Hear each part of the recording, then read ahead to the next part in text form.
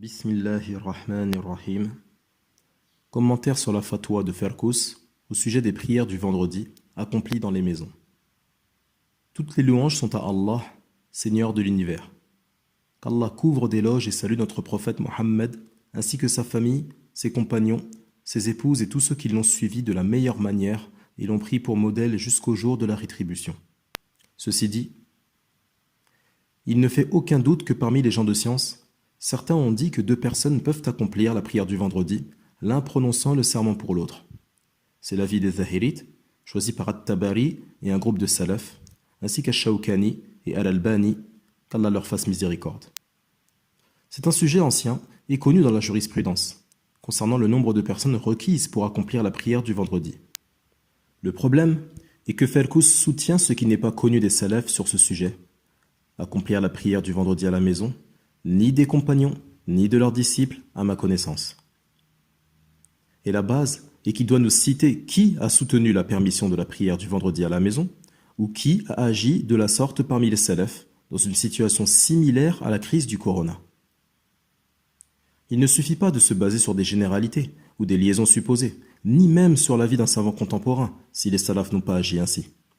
Car en réalité, ceci constitue une porte de plus vers l'innovation, comme l'a expliqué Ash-Shatibi, qu'Allah lui fasse miséricorde. Il n'est pas surprenant que Ferkous prononce une fatwa marginale allant à l'encontre des grands savants contemporains de la communauté. En effet, il n'a pas l'habitude de faire référence à eux, ni de tenir compte de leurs avis. Par conséquent, ne sois pas surpris du fait qu'il ne se soucie pas de s'opposer aux grands savants jurisconsultes dans les questions sujettes à divergence, basées sur la compréhension de la preuve et l'observation. Il a auparavant contredit les grands savants de la critique et l'éloge lors de la dissension d'Ibn Hadi, contradiction dont la corruption et les conséquences néfastes sont apparues sur la religion et les liens de fraternité entre les croyants. Il en est de même concernant la dissension en Algérie, dans laquelle Ferkous est un leader, avec ses complices, Jumu'ah et l'Azhar, comme le savent les salafis qui ont observé cette dissension. Et comme l'a dit le noble cheikh Abdel Khalek Mahdi, Allah le préserve, Ferkous ne voit personne semblable à lui. Si seulement il était digne de cela.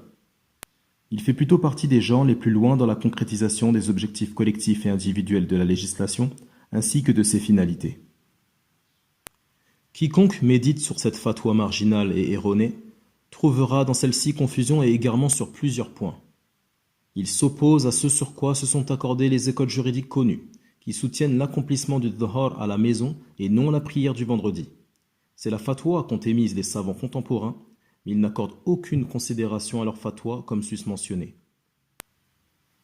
Il ne prend pas en considération ce qui mène à la division de la communauté et la scission de son unité, ignorant, volontairement ou non, le principe de fermeture des voies menant au mal, bien qu'il le cite en théorie, mais celui-ci n'est pas appliqué dans beaucoup de ses réponses. Les exemples semblables à cela sont présents dans beaucoup de ces fatwas.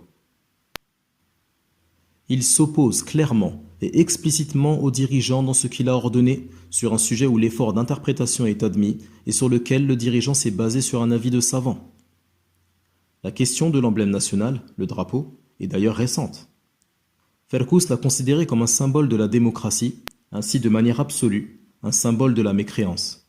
Il a exagéré, qu'Allah le guide, sur la corrélation de ce qui n'est pas forcément lié, dans une suite ayant pour conséquence l'allusion au tekfir sur la voie de la révolte et des khawarij. Une grande partie de sa fatwa revient à annuler les objectifs voulus par la législation, qu'il en soit conscient ou non, comme la tenue apparente des rites du vendredi, qui ne peuvent être apparents s'ils sont accomplis dans les maisons. Il paraît donc de ce qui précède que Ferkous a une vision très superficielle sur ces sujets qui ne laisse paraître ni discernement, ni compréhension de ce qui vient d'Allah et de son messager sallallahu alayhi wa sallam. Cette vision ne peut être affiliée aux savants qui émettent des fatwas, que ce soit en matière de science ou de mise en pratique. En effet, le discernement est une chose supérieure à la simple compréhension que peuvent avoir beaucoup de gens. C'est pour cela que les doués de raison et les savants de cette communauté désapprouvent à chaque fois les avis marginaux et étranges de cet homme, ainsi que ses apparitions impertinentes et provocatrices. Ceci est mon bref commentaire sur une idéologie dangereuse et une orientation déviante de la voie droite dans le domaine de la fatwa. Celle-ci est sans doute une des causes de désordre dans la société, ainsi que de la déviation des jeunes quant à la bonne compréhension de la religion de la droiture. Je demande à Allah de préserver la communauté du mal de cette catégorie de personnes et de ses semblables. Et Allah est véridique, et c'est lui qui guide à la bonne voie. Écrit par Cheikh Othman ibn Yahya Aissi, 28 Rajab 1441, correspondant au 20 mars 2020.